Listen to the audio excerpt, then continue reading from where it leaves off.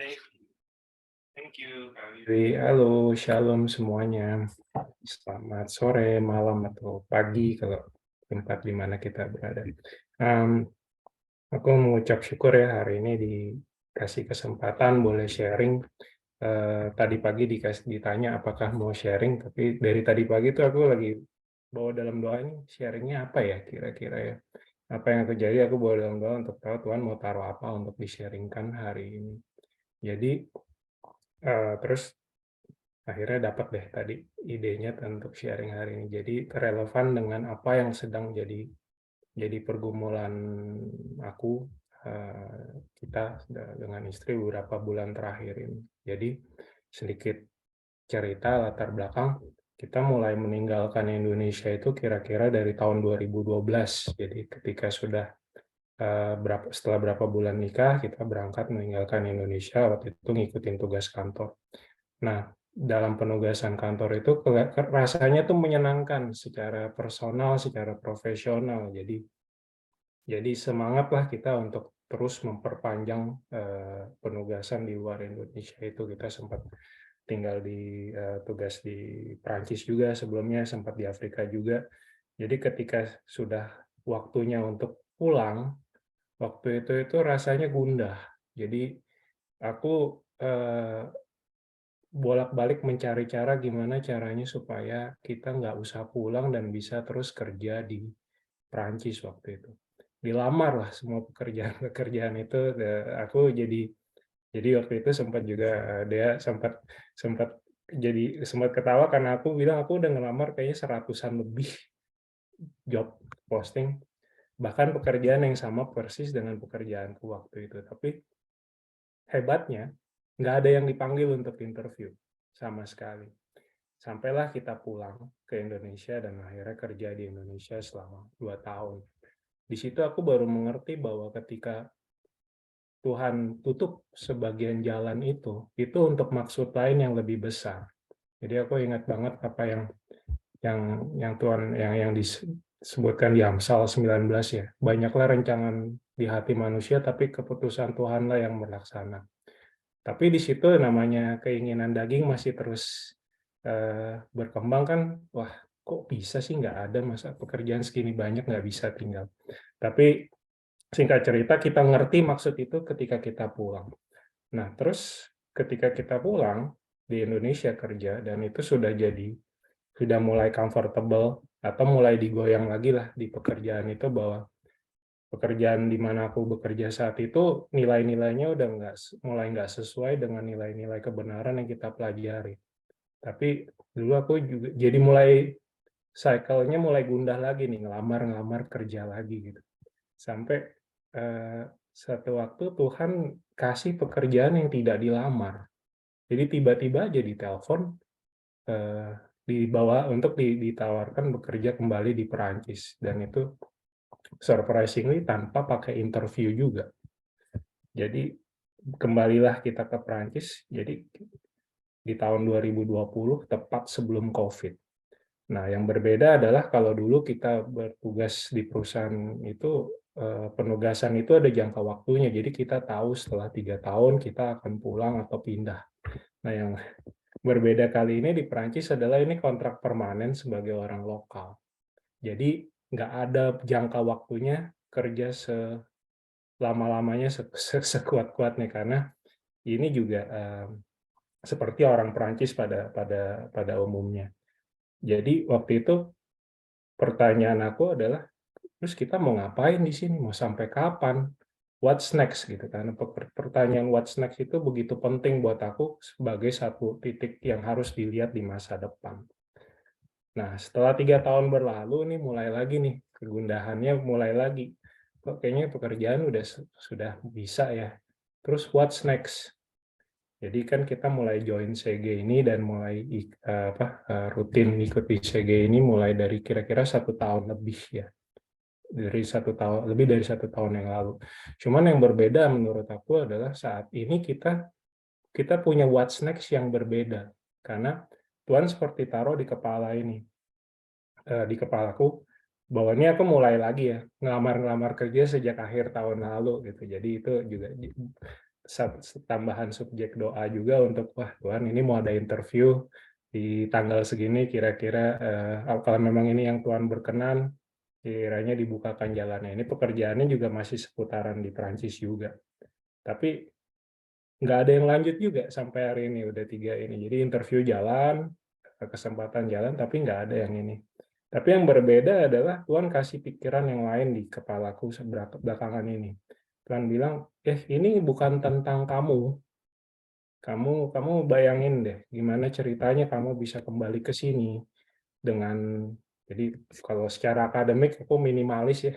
Jadi dulu juga jadi seakan-akan Tuhan bukakan mata bilang, "Coba kalau lihat nilai kamu dulu, apa iya kamu bisa kerja seperti sekarang sampai sekarang saat ini?" Jadi aku bilang, "Iya, aku kok nggak ingat itu ya, bagaimana Tuhan membawa kita sampai sekarang di saat ini." Juga diingetin, ini kerjaan nggak pakai di interview, diterima, disuruh berangkat 8.000 kilometer dari Indonesia, gimana kamu bisa jelasin itu kalau bukan aku yang bawa kamu? Seakan-akan Tuhan bilang itu ke aku. Aku bilang, iya, gimana aku bisa lupa itu? Dan jadi itu memberi aku pemikiran yang baru yang seakan-akan bilang, it's not about you. Ini yang berbeda dari dulu ya. Kalau dulu aku berpikir tentang, oh iya ya, aku pengen ini, kita pengen ini, kita pengen ini, pengen pengen tinggal terus di Europe dan seterusnya. Belakangan di tahun 2023 ini kita juga berpikir apakah kita mesti tetap di sini ataukah kita harus pulang. Karena pergumulan di Indonesia juga ada aja dan itu juga kita bawa terus dalam doa. Apakah jadi kita seperti ada dalam persimpangan. Tuhan maunya gimana nih? Apa kita terus di sini? Apa kita harus pindah ke kota lain? Apa kita harus pindah negara lain? Atau kita harus pulang? Tapi kembali Tuhan bilang bukan bukan rancangan kamu yang akan terjadi, tapi rancangan aku. Ya udah, aku berusaha belajar untuk terus berusaha taat pada itu. Ya udahlah, kita nggak bisa kendalikan apa yang Tuhan rancangkan. Ya, kita kasih semuanya ke dalam tangan Tuhan aja. Sampai nih berapa hari ini terakhir ini aku dikasih lagi satu subjek baru tentang ketika kita punya visi dan misi tentang memenangkan Eropa ya. Tuhan kasih satu lagi pemikiran ini. Jadi eh, kalau ada teman-teman yang lagi ngikutin berita, jadi udah berapa bulan terakhir ini di Perancis ini lagi demo hampir setiap minggu. Yang kemarin ini agak radikal karena sampai bakar-bakar, sampai huru-hara. Yang didemoin itu apa sih sebenarnya? Mau mengubah umur pensiun dari 62 tahun sampai 64 tahun menjadi 64 tahun. Buat teman-teman di negara yang pensiunnya lebih dari 64 tahun, harap maklum aja ya, karena memang di sini orang sangat sensitif ketika kenyamanannya diganggu. Ya, 2 minggu yang lalu aku terima lah surat dari Departemen Biro Pensiun Nasional Prancis kasih surat. Jadi dia bilang kira-kira gini, Pak, kalau melihat umur Anda sekarang dan masa kerja Anda akan bisa pensiun dalam 41 tahun dari sekarang. Terus aku bilang, wow, 41 tahun dari sekarang. Umurku sekarang ini 40 ya, jadi kira-kira kalau ngikutin ala Perancis ini nanti kira-kira di umur 81 baru aku akan pensiun dengan normal seperti orang Perancis ini. Terus di situ aku bilang, terus aku bawa dalam doa, ini gimana Tuhan jadinya? Kita mesti pulang atau kita gimana? Karena tinggal di sini kayaknya kalau sampai umur 81 agak kelamaan ya, nggak usah ditungguin juga gitu. Jadi terus Tuhan bilang, udah tenang aja, ini rencananya sudah ada. Jadi seakan-akan Tuhan ingatkan lagi, kamu lupa ya?